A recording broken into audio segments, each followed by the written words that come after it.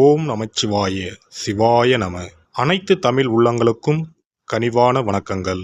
நிகழும் ஸ்ரீ மங்களகரமான குரோதி ஆண்டு ஜூலை மாதம் 17ஆம் தேதி புதன்கிழமை அன்று அனுசம் நட்சத்திரத்தில் ஏகாதசி திதியில் சுப்பிரம் நாமயோகத்தில் வணிசை கரணத்தினில் சித்த யோகம் கூடிய நன்னாளில் இந்த மகத்தான ஆடி மாதம் பிறக்கிறது. ஆடி மாதம் என்றதும் நம் நினைவுக்கு வருவது ஆடிப்பெருக்கு மட்டும்தான். ஆனால் இந்த ஆடி மாதத்தில் நிறைய சிறப்பு அம்சங்கள் உள்ளன. ஆடி செவ்வாய், ஆடி வெள்ளி, ஆடி பூரம், ஆடி அமாவாசை என வரிசையாக நிறைய தினங்கள் கொண்டாடப்படுகிறது. நிறைய சுப தினங்கள் வந்தால் கூட இந்த ஆடி மாதத்தில் யாரும் சுப நிகழ்ச்சிகளை நடத்துவதில்லை.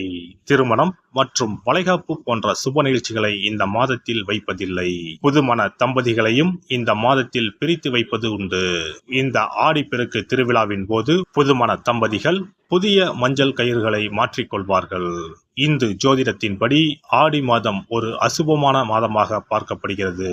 எனவே இந்த மாதத்தில் திருமணம், சுப நிகழ்ச்சிகள், புதுமனை புகுவிழா என எந்த சுபகாரியங்களும் நடக்காது.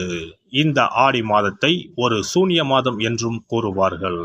ஆடி மாதத்தை ஒரு சூன்ய மாதமாக பார்த்தாலும் இந்த மாதத்தில் ஏராளமான பூஜை மற்றும் விரதம் மேற்கொள்ளப்படுகிறது. இந்த மாதத்தில்தான் சக்தி தேவிகளையும் பைரவர், வாராகி, நரசிம்மர், மகிஷாசுர மர்த்தினி, துர்க்கை அம்மன் போன்றோர்களை பக்தர்கள் மறக்காமல் வழிபடுகின்றனர். எனவே ஆடி மாதத்தில் நிறைய சிறப்பம்சங்களும் இருக்கத்தான் செய்கின்றன.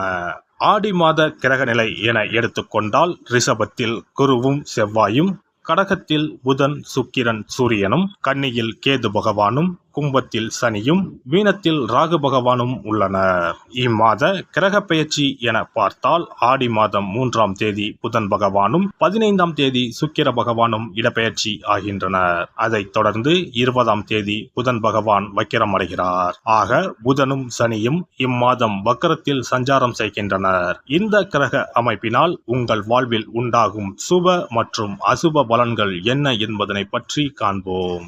வேகமாக எந்த ஒரு காரியத்தை செய்தாலும் அதில் உள்ள நன்மை தீமை அறிந்து செயல்படும் கன்னி ராசி அன்பர்களே, இந்த மாதம் நடந்து முடியாமல் இழுபறியாக இருக்கும் காரியங்கள் அனைத்தும் திட்டமிட்டபடி நடந்து முடியும். வீண் வாக்குவாதங்கள் ஏற்படும். எந்த காரியத்தையும் கடின முயற்சிக்கு பிறகே செய்ய வேண்டியிருக்கும். ஆனாலும் வாகன லாபம் ஏற்படும். எதிர்பார்த்த பணம் வந்து சேரும். குடும்பத்தில் காணாமல் போன சந்தோஷம் மீண்டும் வரும். கணவன் மனைவிக்கு இடையில் நெருக்கம் அதிகரிக்கும். பிள்ளைகள் வாழ்க்கையில் முன்னேற்றம் உண்டாகும். வராது என்று நினைத்த பொருள் வந்து சேரும். உறவினர், நண்பர்களிடம் இருந்து வந்த கருத்து மோதல்கள் மறையும். பெண்களை பொறுத்தவரை இம்மாதம் வீண் வாக்குவாதங்களை தவிர்ப்பது நல்லது. காரியங்களை செய்து முடிப்பதில் கடினமான நிலை காணப்படும். தொழில் வியாபாரத்தில் இருந்த மந்த நிலை மாறி வேகம் பிடிக்கும். தேங்கியிருந்த சரக்குகள் விற்பனையாகும். எதிர்பார்த்த லாபம் கிடைத்தாலும் அதிகமாக உழைக்க வேண்டி இருக்கும். சரக்குகளை அனுப்பும் போது கவனம் தேவை. உத்தியோகத்தில் இருப்பவர்கள் சிறப்பான பலன் கிடைக்க பெறுவார்கள். புதிய பொறுப்புகள் சேரும். வேலை தேடியவர்களுக்கு வேலை கிடைக்கும். தேவையற்ற வீண் வாக்குவாதம் ஏற்படும். மற்றவர்களிடம் அனுசரித்து செல்வது நன்மை தரும். நண்பர்களிடம் பகை ஏற்படலாம். கவனம் தேவை. பிடிவாதத்தை விட்டுவிடுவது காரிய வெற்றிக்கு உதவும். வீண் குற்றச்சாட்டுகளுக்கு ஆளாக நேரலாம். கலைத்துறையினரை பொறுத்தவரை வாகனங்களை ஓட்டிச் செல்லும் போது கவனம் தேவை. தங்கள் உடைமைகளை கவனமாக பார்த்து கொள்வது அவசியம். தனிமையாக இருக்க நினைப்பீர்கள். அரசியல் மற்றும் பொது வாழ்வில் இருப்பவர்களுக்கு மேலிடத்தை அனுசரித்து செல்வது நல்லது. பழைய பாக்கிகளை வசூல் செய்வதில் வேகம் காட்டுவீர்கள். எடுத்த வேலையை செய்து முடிப்பதற்குள் பல தடங்கல்கள் உண்டாகும். மாணவர்களுக்கு கல்வியில் வெற்றி பெற கடின முயற்சிகளை மேற்கொள்ள வேண்டி இருக்கும். நட்சத்திர பலன்கள். உத்திரம் 2, 3, 4ஆம் பாதங்கள். இந்த மாதம் தொழிலை விரிவாக்கம் செய்வது தொடர்பான ஆலோசனைகளில் ஈடுபடுவீர்கள். பயணங்கள் மூலம் லாபம் கிடைக்க பெறலாம். மேல் அதிகாரிகளால் உத்தியோகஸ்தர்களுக்கு நன்மை உண்டாகும். அஸ்தம் நட்சத்திரம். இந்த மாதம் எதிலும் மிகவும் கவனமாக ஈடுபடுவது நல்லது. பேச்சின் இனிமை, சாதுரியம் இவற்றால் எடுத்த காரியங்கள் சாதகமாக முடியும். காரியங்களில் தாமதம் உண்டாகலாம். அடுத்தவர் பிரச்சனைகளில் தலையிடுவதை தவிர்ப்பது நல்லது. சித்திரை 1, 2 பாதங்கள். இந்த மாதம் தொழில் வியாபாரம் மந்தமான நிலையில் காணப்பட்டாலும் வருமானம் வழக்கம் போல் இருக்கும். உத்தியோகத்தில் இருப்பவர்கள் எந்த ஒரு வேலையிலும் முழு கவனத்துடன் ஈடுபடுவது நல்லது. ஐயப்பனுக்கு நெய் அபிஷேகம் மற்றும் அர்ச்சனை செய்து வணங்கி வர உடல் ஆரோக்கியம் பெறும். குடும்ப பிரச்சனைகள் தீரும். சிறப்பு தொகுப்பு ஆடி மாத சிறப்புகள் மற்றும் வழிபாடு தொடர்பான சில குறிப்புகளை பற்றி காண்போம். ஆடி மாதத்தில் சிவனின் சக்தியை விட பார்வதியின் சக்தி அதிகமாக இருக்கும் என்பது ஐதீகம். ஆடி மாத அமாவாசை அன்று மறைந்த முன்னோர்களுக்கு பிதுர் கடமைகளை செய்தால் ஆண்டு முழுவதும் பித்ருக்களுக்கு கடன் கொடுத்த பலன் கிடைக்கும். ஆடி மாதம் சுக்லா தசமியில் திக் தேவதா விரதம் இருக்க வேண்டும். அன்று திக் தேவதைகளை அந்தந்த திக்குகளில் வணங்கி பூஜித்தால் நினைத்தது நடக்கும். ஆடி மாதம் சுக்லபட்ச ஏகாதசி முதல் கார்த்திகை மாதம் சுக்லபட்ச ஏகாதசி வரை மாத உபவாசம் இருப்பது குடும்பத்தில் அமைதியை ஏற்படுத்தும். ஆடி மாத செவ்வாய்க்கிழமைகளில் கோவிலில் எலுமிச்சப்பழ விளக்கு ஏற்றினால் கூடுதல் பலன்கள் கிடைக்கும். ஆனால் எலுமிச்சப்பழ விளக்குகளை ஒருபோதும் வீட்டில் ஏற்றக்கூடாது. வளர்பிறை துவாதசி நாளில் தொடங்கி கார்த்திகை மாதம் வளர்பிறை துவாதசி நாள் வரை பெண்கள் துளசி பூஜை செய்து வந்தால் நினைத்தது நடைபெறும். வீட்டில் சகல செல்வங்களும் குவியும். ஆடி மாதம் செவ்வாய் வெள்ளிக்கிழமைகளில் காமாட்சி தேவியை வணங்கினால் திருமண தடைகள் விலகி சுபம் உண்டாகும். ஆடி மாதம் முழுவதும் மீனாட்சியை வழிபட்டால் குடும்பத்தில் அமைதி ஏற்படும். ஆடி மாதம் முத்துமாரியம்மனை மனமுருக வழிபட்டால் திருஷ்டிகள் விலகிவிடும்.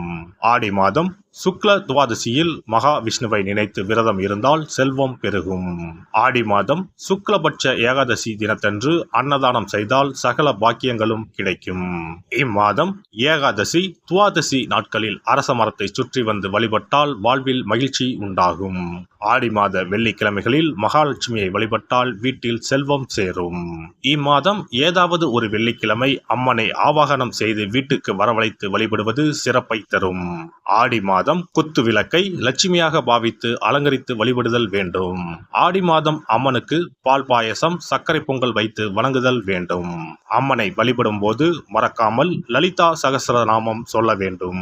இம்மாதம் வீட்டில் சிறப்பு பூஜைகள் செய்யும் போது சிறு பெண் குழந்தைகளை அம்மனாக பாவித்து உணவு கொடுத்து ரவிக்கை சீப்பு குங்குமச்சிமிழ் கண்ணாடி வளையல் தாம்பூலம் கொடுக்க வேண்டும். இம்மாதம் அம்மனுக்கு சாற்றப்படும் வளையல்களை பெண்கள் அணிந்து கொண்டால் திருமண பாக்கியம் குழந்தை பாக்கியம் சகல நலன்களையும் நீங்காத செல்வத்தையும் பெறலாம். ஆடி மாத வெள்ளிக்கிழமைகளில் அதிகாலையில் எழுந்து குளித்து தூய ஆடை அணிந்து சாணத்தை பிள்ளையராக பிடித்து செவ்வரளி செம்பருத்தி அருகு கொண்டு சூரிய உதயத்திற்கு முன்னர் விநாயகரை பூஜிக்க வேண்டும்.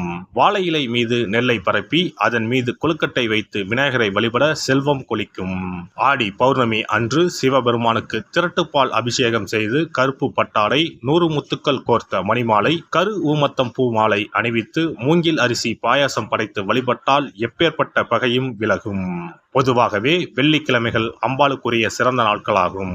இதனோடு அயனத்துக்குரிய சிறப்பும் சேர்வதால் ஆடி மாதத்தில் வரும் வெள்ளிக்கிழமைகள் அம்பாளுக்கு தனிச்சிறப்பு கொண்டவையாக கருதப்படுகின்றன.